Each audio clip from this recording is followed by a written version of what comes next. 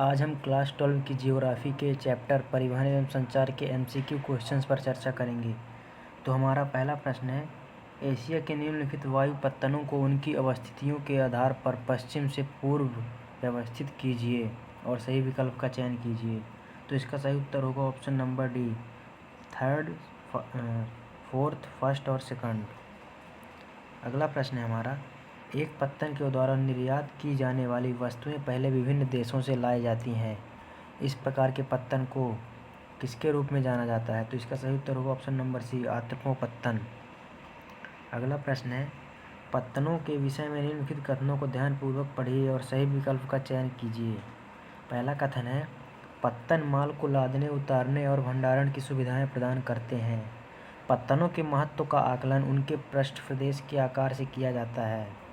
किसी पत्तन द्वारा संभाले जाने वाले माल की मात्रा उसके पृष्ठ प्रदेश के विकास के स्तर को दर्शाती है। पत्तन विश्व के मुख्य प्रवेश द्वार हैं। तो इसका सही उत्तर होगा option number B, first, second और चौथी सही हैं।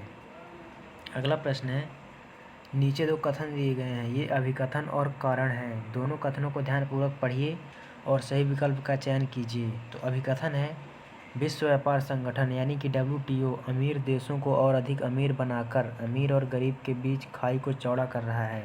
कारण है, विश्व व्यापार संगठन में प्रभावशाली राष्ट्र अपने स्वयं के वाणिज्यिक हितों पर ध्यान केंद्रित करते हैं। तो इसका सही उत्तर होगा ऑप्शन नंबर ए, दोनों ए और आर सही हैं तथा आर ए की सही व्याख्या है। अगला प्रश्न है, रिक्त स्थान की पूर्ति के लिए सही विकल्प का चयन कीजिए। व्यापार के लिए अर्थव्यवस्थाओं को खोलने का कार्य क्या कहलाता है? तो इसका सही उत्तर होगा ऑप्शन नंबर सी, मुक्त व्यापार। अगला प्रश्न है, स्वेज नहर के प्रचालन से पूर्व यूरोप से भारत के बीच निम्नलिखित समुद्री पत्तनों को व्यवस्थित कीजिए और सही विकल्प का चयन कीजिए। तो इसका सही उत्तर होगा option number D, third, first, second और फोर्थ। अगला प्रश्न है, समुद्री पत्तन और उनके उदाहरण के सही सुमेलित युग्म का चयन कीजिए। तो इसका सही उत्तर होगा ऑप्शन नंबर सी, तैल पत्तन, त्रिपोली। अगला प्रश्न, निम्नलिखित में से कौन सा जल मार्ग पनामा नहर का उपयोग करता है?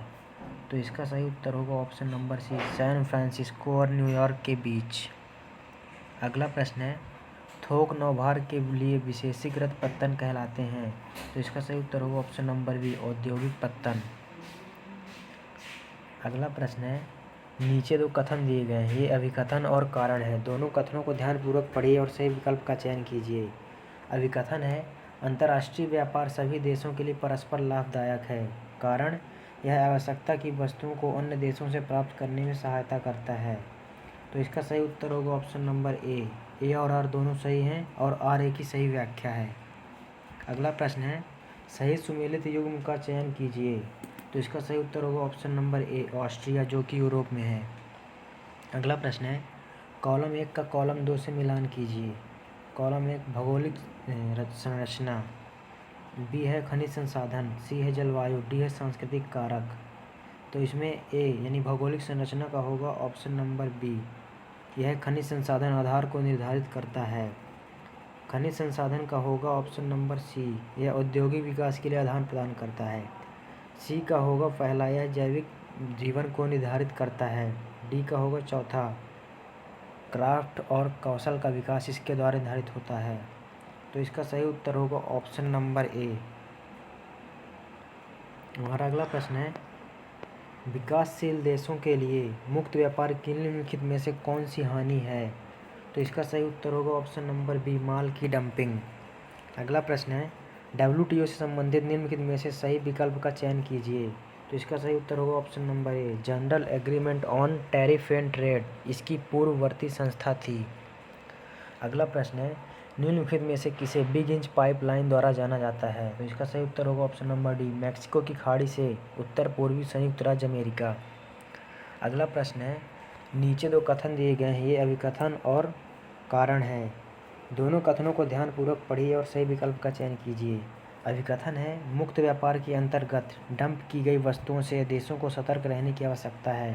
कारण, डंप की गई वस्तुओं से घरेलू उत्पादकों को नुकसान होता है। तो इसका सही उत्तर होगा ऑप्शन नंबर डी, ए और आर दोनों सही हैं और आर की सही व्याख्या है। अगला प्रश्न है, निम्नलिखित में से कौन सा समुद्री मार्ग वैंकूवर और योकोहामा को जोड़ता है? तो इसका सही उत्तर होगा ऑप्शन नंबर बी, उत्तरी प्रशांत समुद्री मार्ग। अगला प्रश्न है, निम्नलिखित में से कौन सा एक आंध्रभूपत्तन है? तो इसका सही उत्तर होगा ऑप्शन नंबर सी, सिंगापुर। अगला प्रश्न है, निम्नलिखित में से कौन सा विश्व व्यापार संगठन का मुख्यालय है? तो इसका सही उत्तर होगा ऑप्शन नंबर सी, जिनेवा। अगला प्रश्न है, निम्नलिखित दो कथन दिए गए हैं, यह विकथन और कारण आर हैं।